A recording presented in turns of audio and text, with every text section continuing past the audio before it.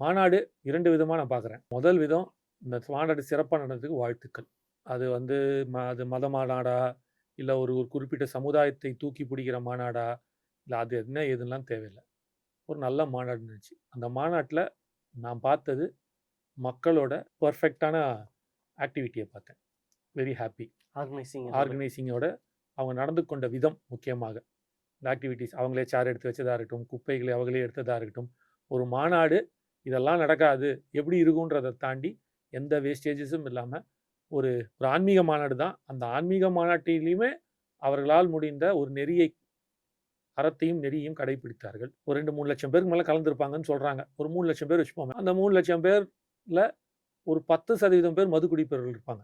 அந்த மாநாட்டுல. இருக்கலாம். உடனே நீ எப்புட்றா முருகர் பக்தர் எல்லாரையும் குடிகாரன்னு சொல்வேன்ட்டு உடனே வந்துரும் சில கூட்டம். இருக்கலாம் தான் சொல்றேன். ஒருவேளை இருந்தால் நேற்று முருகரை பார்ப்பதனால் குடிக்காம இருக்கிறதுக்கான ஒரு வாய்ப்பு இருந்திருக்கும். அதனால ஒரு நாள் குடிக்காம இருந்திருக்காங்கல்ல. அதுக்காகவாவது நான் ஹாப்பி.